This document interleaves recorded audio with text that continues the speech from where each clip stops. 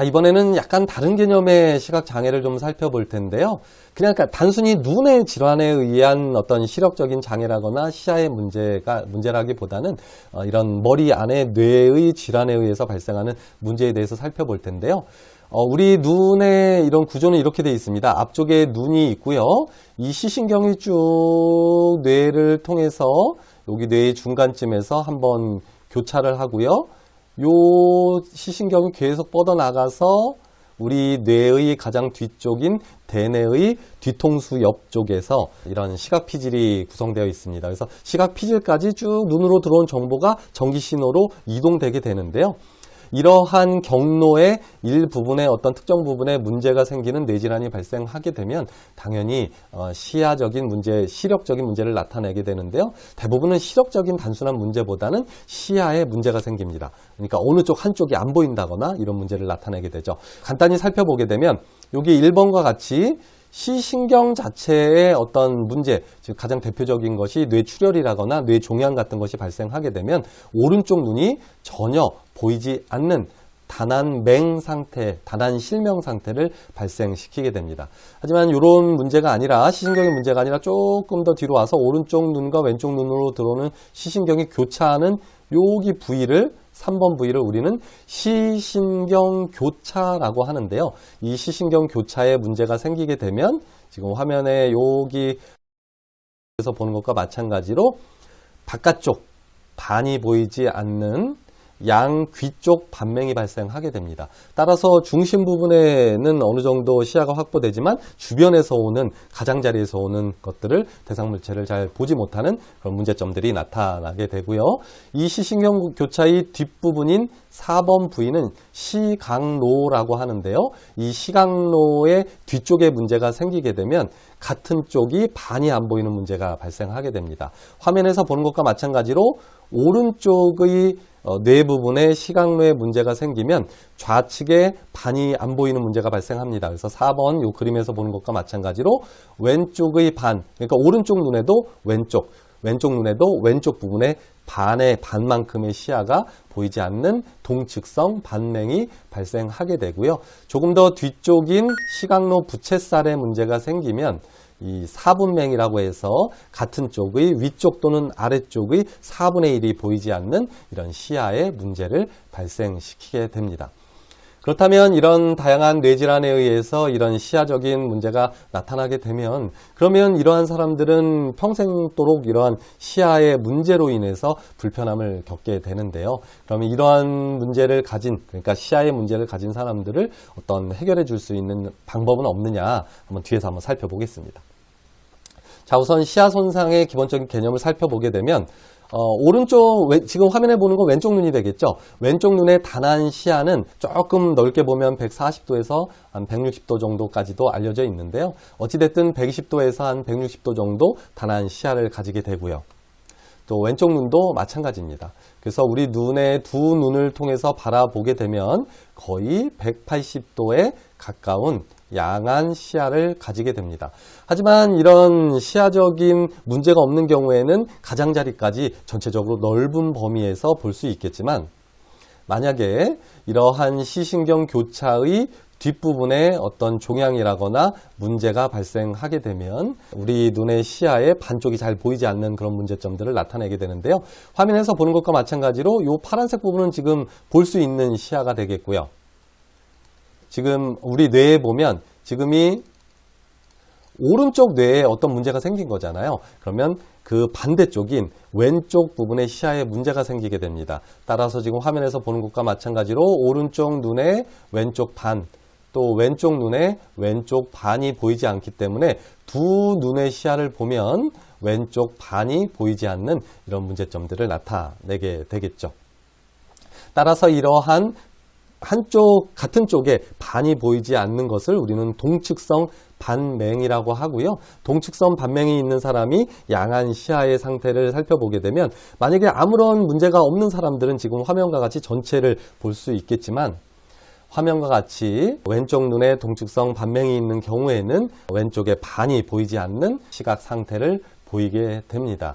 그러니까 지금과 같이 왼쪽 눈에 반이 보이지 않는다라는 얘기는 오른쪽 뇌의 시신경 교차의 뒷부분에 문제가 있다라고 보시면 되겠고요. 뭐 이런 시신경 교차 이런 거 사실 뭐 모르셔도 관계 없습니다. 우리 뇌를 한 반으로 나눠서 앞뒤를 반으로 나눠서 이 대략 중간 부분부터 뒷부분에 어떤 문제가 발생한 사람의 상태라고 보면 되겠고요. 만약에 이러한 왼쪽에 반이 보이지 않는 시각 상태라면 어떤 뇌졸중이 발생했다라고 가정을 하게 되면 심한 경우에는 반을 못 쓰게 되죠. 그래서 따라서 이런 사람의 경우에 신체적으로도 왼쪽 손과 왼쪽 다리가 마비되는 상태가 되고요. 또 그쪽 방향의 반의 시야가 보이지 않는다라고 판단하시면 되겠습니다. 따라서 여러분들께서 임상에 나갔을 때 병원에서 이런 신체적으로 반이 마비가 된 사람이 있고 그런 사람이 왼쪽에 마비를 가지고 있다면 그쪽 방향의 시야가 보이지 않는 상태이기 때문에 왼쪽에서 오는 자동차라거나 뭐 자전거 또는 어떤 이런 테이블 이런 것에 부딪혀서 상해를 입을 수 있기 때문에 그런 부분에 대해서 충분한 조언은 해줄 수 있을 것입니다.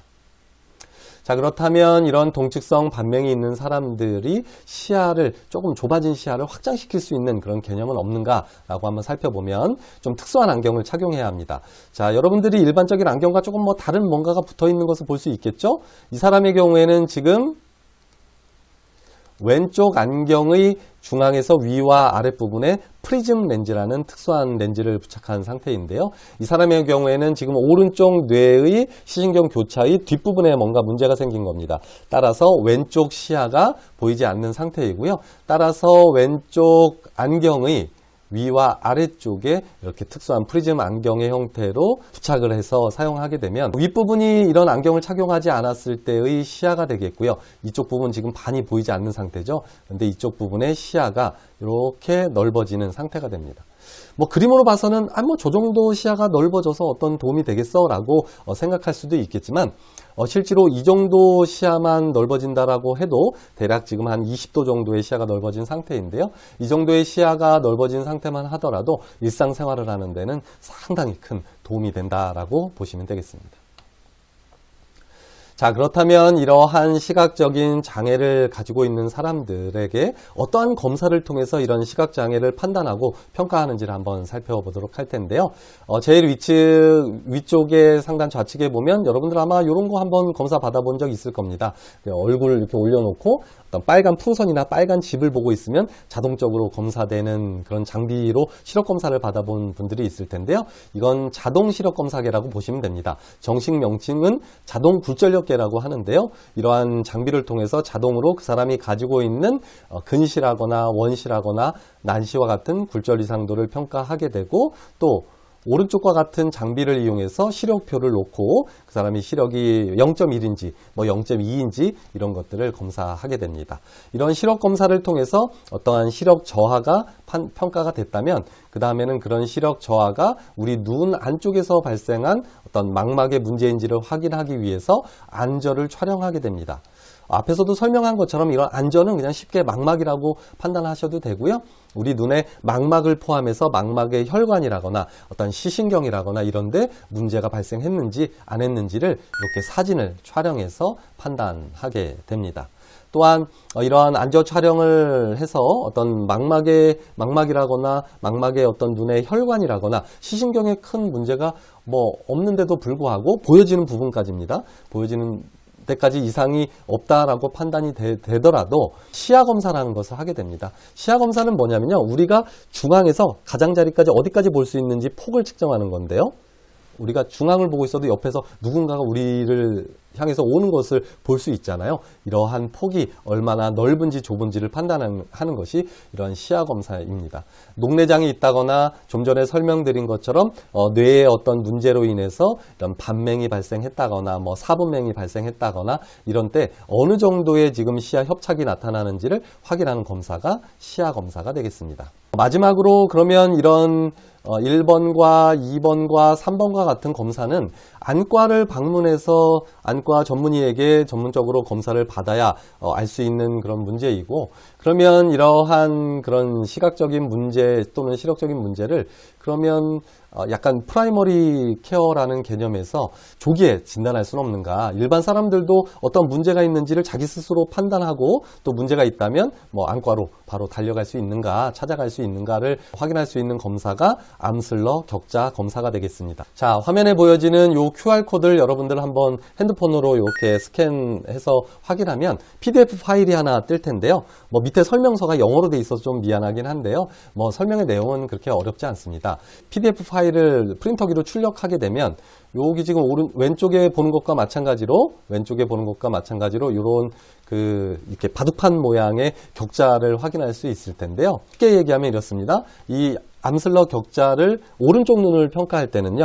왼쪽 눈을 가리고 대략 한 30-40cm 거리에서 바라보게 됩니다. 중앙에 까만 점을 보고 있으면 되고요.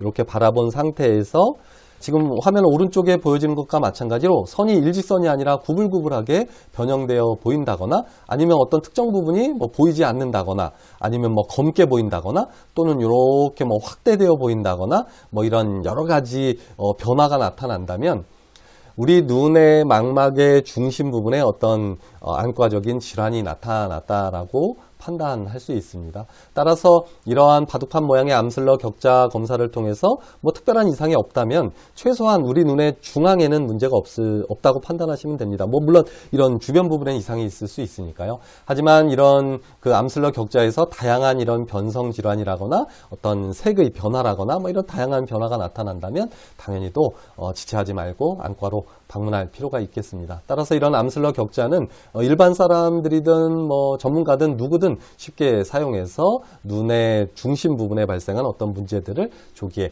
판단할 수 있는 그런 검사법이 되겠습니다.